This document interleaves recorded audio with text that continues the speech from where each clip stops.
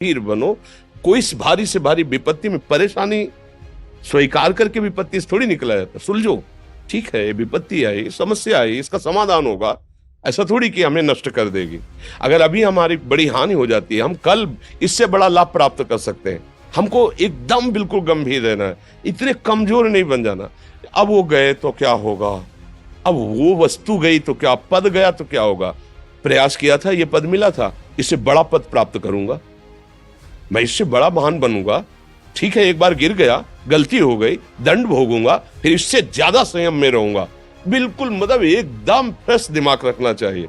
पर अपने लोग क्या है, जरा सी बात में एकदम पचड़ा कर लेते हैं, एकदम कमजोर हो जाते हैं। ये बिल्कुल ठीक नहीं है। हम जीवन भर की यात्रा की बात कह रहे हैं, भारी से भारी कष्ट में भी मुस्कुराना, तो हमें बल मिला है, हमें भगवान की कृपा का दर्शन हुआ है, हमें उनका दुलार दिखाई दिया है।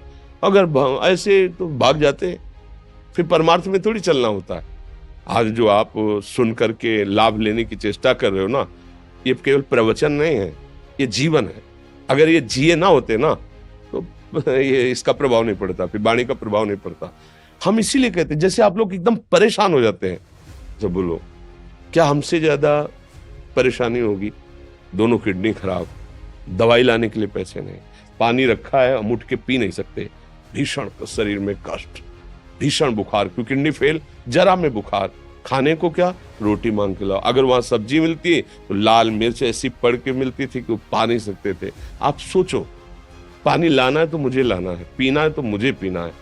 अगर मैं हारता तो कहां पहुंच जाता, क्या स्थिति होती। नहीं, मरना है, पर कदम पीछे। कोई दिन ऐसा नहीं जिस दिन सेवा ना की हो, जिस दिन सेवा ना गए हो।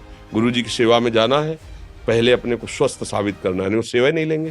तुम बीमार हो, तुम कष्ट में, वैसे उनकी दृष्टि बड़ी शांत है, उनकी सेवा की, आके लेट गए। फिर हिम्मत की, अपनी श्री जी की सेवा की, मधुकरी नहीं गए, 3-3 4-4 दिन भोजन नहीं गए, पर सेवा नहीं छोड़ा, दिनचर्या नहीं छोड़ी। और उसका प्रधान कारण संयम, ब्रह्मचर्य, भगवत आश्रय, नाम जप, कभी हारने नहीं दिया। अभी भी थोड़ी देर बाद डायलिसिस शुरू होगा, हारने, आपको हारे हुए नजर आ रहे हैं।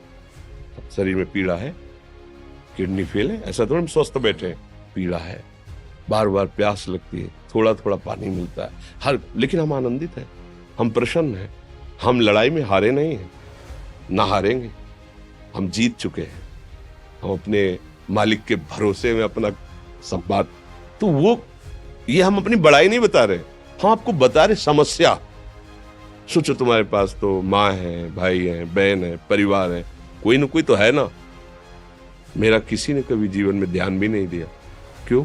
बचपन से बाबा जी बन गए, किसी से प्यार नहीं, किसी से संबंध नहीं, कोई जानकारी नहीं, हम कहाँ हैं, वो कहाँ, किसी से कोई मतलब नहीं। अच्छा, जवान साधु कौन श्रद्धा करे? कभी गांव जाने की हिम्मत नहीं पड़ती कि रोटी मांग ले, पता नहीं लोग क्या सोचेंगे, क्या भावना कर ले। हम दरवाजे पे खड़े हैं, क्या कैसी भाव, जो हमारे सामने आकाश वृत्ति से आया यौवन अवस्था में, वही पाया, अन्यथा भूखे रह गए। जब हम हर समय अपने को विवेक के द्वारा सावधान रखे, तो हम कभी निराश नहीं हुए, कभी उदास नहीं हुए, कभी ऐसा नहीं लगा कि यार हम दुखी, कभी नहीं लगा। उसी का फल है कि उस सुख का संकेत मिल गया जहां दुख की निशानी भी नहीं है। वही उसी के बच्चे हो, हम सब उसी धातु से बने हुए हैं। हम इतना क्यों परेशान हो जाते हैं? हम ये देखते हैं, अपने लोग थोड़ी बात बिगड़ गई परेशान, नहीं बिगड़ी तो बिगड़ जाने की संभावना में परेशान है। आज सुख है, लेकिन कल सुख छिन जाएगा, तो हम आज के सुख में सुखी ना होकर कल के दुख की आने की संभावना में हम भयभीत हो। मतलब क्या हमारी सोच रह गई? हमको इतना बलवान बनना है कि सुख और दुख दोनों हमको छू न सके। भारी से भारी सुख की व्यवस्था है तो अहंकार नहीं, हर्षित होकर किसी का अपमान न करे कि हम धनी, हम पदाधिकारी, अमुक। भारी से भारी दुख आया तो हमें किसी के सहयोग की जरूरत नहीं, हम फिर अपने कदम बढ़ाएंगे, हम फिर जुड़ी हुई अपनी भावनाओं को सजाएंगे। मस्त जीवन एकदम। तुम अविनाशी के बच्चे हो। शेर का बच्चा भेड़ों के बीच में फंसकर म्यों म्यों बोल रहा है, बस अगर दहाड़ना सीख जाए तो कोई भी उसे परास्त नहीं कर सकता। ऐसे भगवद अंश, तू प्रपंच में फंसकर अपने को इतना दीन क्यों देख रहा है? तू ऐसा है कि भगवान के दिव्यास्त्र में भी ताकत नहीं तेरे को मार सके। तू अविनाशी का अविनाशी बच्चा है। विनाशी भोगों को, विनाशी शरीर को मैं मान के इतना भयभीत, इतना दुख, ठीक नहीं। ये सबके लिए, केवल एक के लिए नहीं। आप समझो, आप लोग सोचते हैं हम गृहस्थ होकर भला ऐसी स्थिति कैसे। जनक जी सुखदेव जी के गुरु हैं और राजा हैं, महल है, रानियां हैं, नौकर है, चाकर।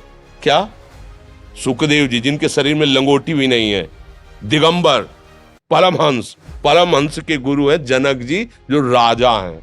समझो आप ऐसा ना सोचे कि हम नौकरी कर रहे हैं, हम संसार में, हम गृहस्थ हैं, हम आध्यात्मिक की ऊंचाई पर नहीं चढ़ सकते। नहीं, आप एक सरकारी नौकरी या आप किसानी या व्यापार करते हुए आप एक अध्यात्म की ऊंचाई में चढ़ सकते हैं। और अध्यात्म ही है जो तुम्हें इस माया के दुख सुख से ऊपर उठा सकता है। दूसरा, चाहे जितनी संपत्ति आ जाए, आप सुखी नहीं हो सकते।